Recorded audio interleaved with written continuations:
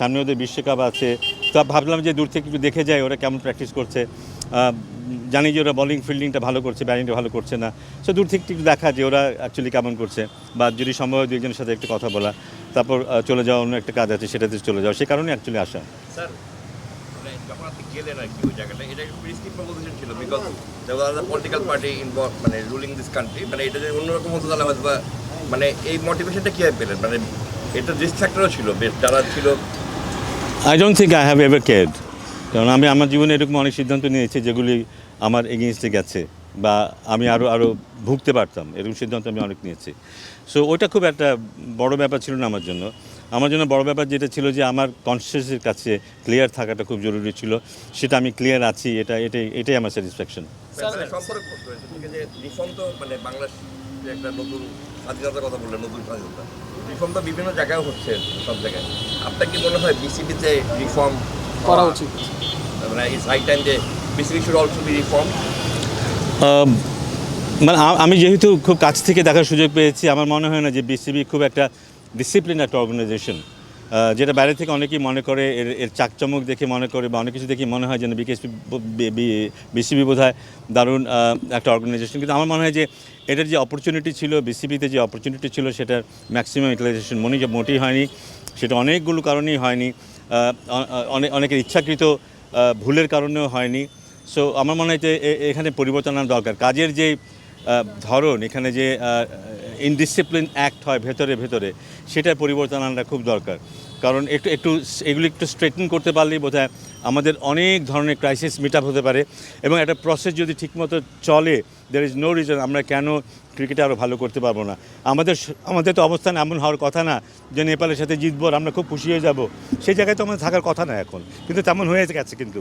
So আমার মনে হয় যে এখানে সুযোগ আছে, ভালো কাজ করতে পারলে বাংলাদেশের ক্রিকেটকে আরও অনেক উপরে নিয়ে যাওয়া সম্ভব। স্যার, আপনি কি প্রশ্ন করতে যাচ্ছি, সেটা হচ্ছে যে আমরা এর আগে দেখেছি যখন বোর্ডের ডিরেক্টররা যখন ছিল, দেশের বাইরে ট্যুর হয়েছে, তারা টিমের সাথে গেছে, অনেক তারা বিভিন্ন দেশে তারা ট্যুর করেছে। আজকে যখন দেশের এই অবস্থা, ক্রিকেটারদের সামনে পাকিস্তান সিরিজ, এরপর ইন্ডিয়া সিরিজ, অনেক ইম্পর্টেন্ট সিরিজ আছে, ওয়ার্ল্ড কাপ আছে মেয়েদের, এই অবস্থায় বোর্ডের অনেক ক্রিকেট কর্তারাই বোর্ডে আসছেন না, একেবারে অভিভাবক শূন্য অবস্থায় আছে ক্রিকেটটা এবং ক্রিকেটাররা। কেন তারা এখনো দায়িত্ব না নিয়ে এভাবে কেন তারা লুকিয়ে আছে, বা কেন এই ব্যাপারটা?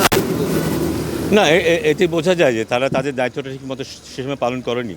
যদি ঠিকমতো পালন করতেন তাহলে আমার মনে হয় তারা সাহস করে আসতে পারতেন। ক্রিকেটের যদি তারা সত্যিকার অর্থেই সেবক হতেন তাহলে তারা সত্যি আসতেন, কিন্তু তারা, আমার মনে হয় না তারা ক্রিকেটের সেবক ছিল। তাদের নিজস্ব এজেন্ডা ছিল, সেই এজেন্ডাই তারা ফুলফিল করেছে গত একটা যুগ বা তার বেশি সময়। আমরা দেখেছি ক্রিকেটের মাঠে কী হয়েছে, ক্লাবগুলোর কী অবস্থা, ঢাকা লিগের বলি, বিপিএল ফ্র্যাঞ্চাইজি বলি, পুরোটা ক্রিকেট খেলাটাকেই নষ্ট করে দেওয়া হয়েছে, কিন্তু যার ফলশ্রুতিতে কিন্তু আমরা এখন এই অবস্থায় আছি, আমাদের ক্রিকেটের স্ট্যান্ডার্ডটা এতটা নিচে নেমে গেছে।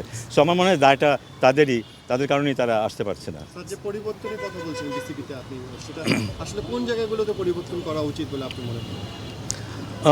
অবভিয়াসলি আমার মনে হয় যে দায়টা সবচেয়ে বেশি লিডারশিপের মধ্যে পরিবর্তন আনাটা খুব দরকার। লিডারশিপ যদি ঠিক থাকে, বাকি জিনিস কিন্তু অটোমেটিক্যালি চ্যানেলাইজ হয়ে যায়। সো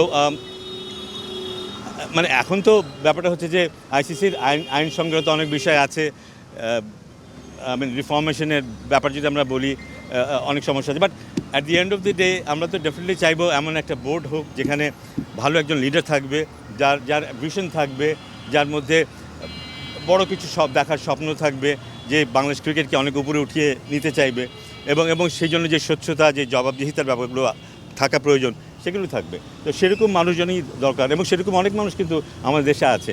আনফর্চুনেটলি অনেক দিন ধরে তারা কোনো সুযোগই পায়নি কাজ করার। স্যার, আপনি আজকে ক্রিকেটারদের সঙ্গে কথা বলেছেন, তারা কেউ সেফটি নিয়ে কোনো উদ্বিগ্ন কিছু বলেছে কিনা? না, তেমন কোনো কথা বলেনি, কিন্তু আমার মনে হয় না এখন সেফটি খুব সমস্যা আছে। আমরা জানি যে রাতের বেলা কিছু সমস্যা হচ্ছে, সেটা অ্যাকচুয়ালি কিন্তু বানানো কিছু সমস্যা হচ্ছে, এবং সেগুলো কিন্তু প্রতিদিনই কিন্তু উন্নতি হচ্ছে। আমার ধারণা নেক্সট কয়েকদিনের মধ্যে আমরা একেবারেই শান্ত একটা বাংলাদেশকে পাবো, যেখানে সবাই যার কাজ নিয়ে ব্যস্ত থাকবে, এবং যে উদ্দেশ্য নিয়ে আন্দোলন হয়েছে, বাংলাদেশকে নতুন করে গড়ে তোলার যে উদ্দেশ্য নিয়ে এই আন্দোলনটা হয়েছে, সবাই সেদিকেই মনোনিবেশ করবে।